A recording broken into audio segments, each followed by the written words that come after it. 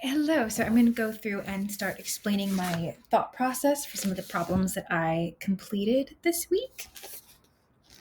So for 4.7 individual activities, number one, using neutral language, I'm going to do my best to kind of show the work that I did.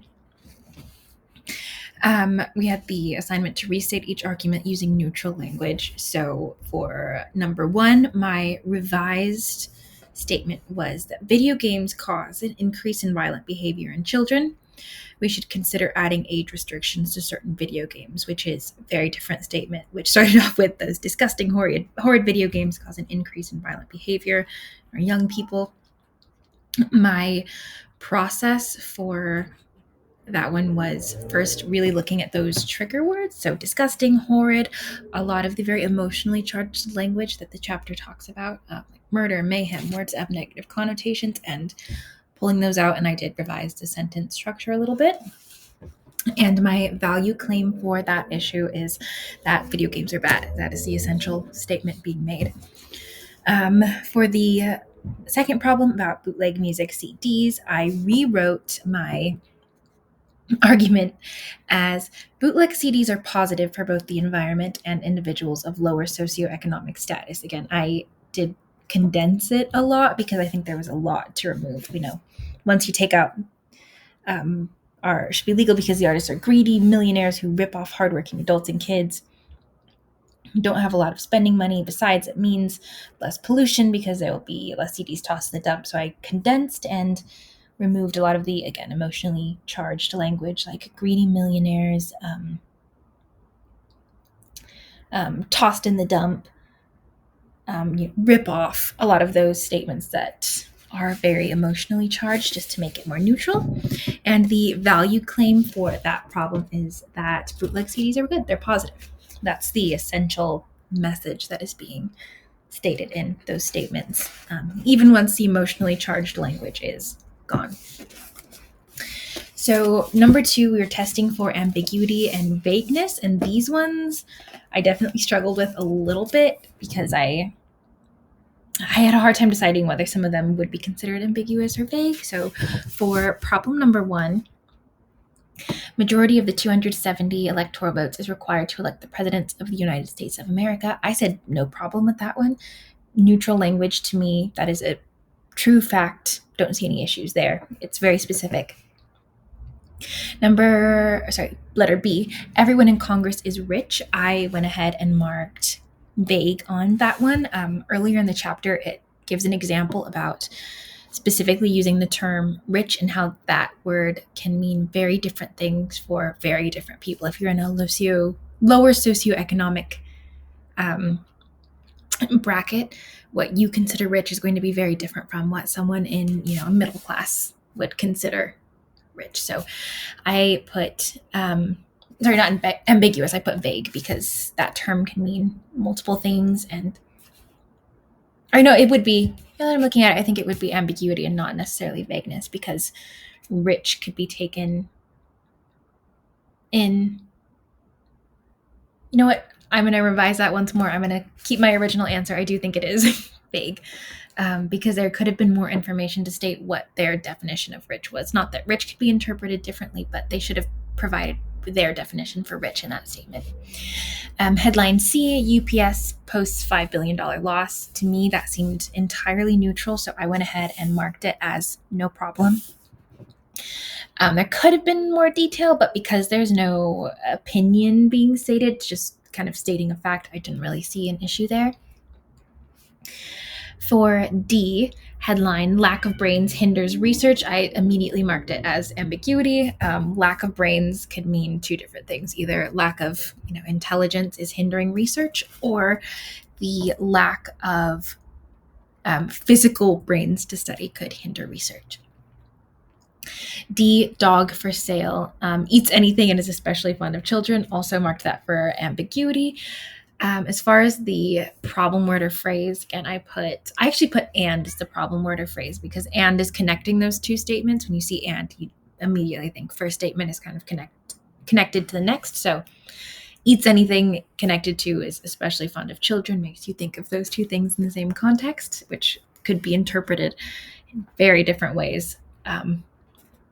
So that one's absolutely ambiguous language. And finally, this one I thought a lot about. I think that Maria spends an excessive amount of time texting her friends. This is a quote, and it also specifically uses the language I think, so they're clearly stating an opinion.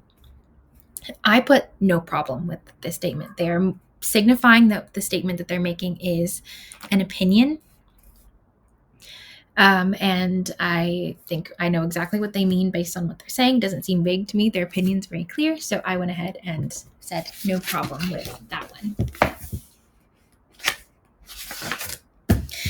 These headlines that we did next were very, very fun. First headline was provide 2 alternate meanings for each headline. So first headline is lawyers back despite use of bug spray. So meaning number 1, it would be that the word back that I circled here is signifying a return. They are back despite use of bug spray. So I put lawyers return despite use of bug spray. Number 2, my second option is back as in support. So lawyers provide their support despite use of bug spray, which I stated is my choice for the most likely option. That is mainly due to context. It is much more likely that a headline would talk about lawyers supporting something, backing or not backing something, rather than just saying lawyers are back despite using this bug spray. It doesn't quite make sense, and that use of the word back would most likely be used based on the context. The second one, police seized 14 elephants with fake IDs. So it's either the police seized 14 elephants who happened to have fake IDs, the elephants had them, or the police seized both 14 elephants and they also seized 14 fake IDs. My choice was number 2 because it makes sense. It's plausible. The first one just isn't possible. It's ridiculous, which is kind of part of the critical thinking process when statements are very ambiguous like that, is sometimes there are certain things that are just not going to make sense. That one just doesn't make sense. So the second one is most plausible. It's most likely why they didn't use clear language when they were writing that headline, because, one is extremely implausible and the other is plausible. So you can pretty easily figure out what they meant. And finally, naming the type of doublespeak for number 4. So for teachers or classroom facilitators, I marked inflated language because it's kind of making the term teacher seem much more formal and fancy. Although I would agree with that, but again, I am about to be a teacher, so that would be my own bias coming in. In every war, there is considerable collateral damage. I put a euphemism because rather than saying there's, gruesome death or bloody, murder, collateral damage makes it seem a lot more flowery, a lot less offensive. My mom went to the powder room. I again put euphemism. I think powder room is kind of a nicer way to say going to the restroom. It seems a little less gross, especially if you're saying it at the dinner table. Powder room sounds a lot better. For D, all systems are a go and we have liftoff. I originally actually put jargon. You can see my scribble. I put jargon and then I switched it and then I ended up putting euphemism because I thought about it a little more, and a rocket lifting off is a huge event. But liftoff makes it seem pretty casual, it's just lift off. So I switched it from jargon to euphemism. You know what it means, so jargon didn't quite make sense to me the more I thought about it.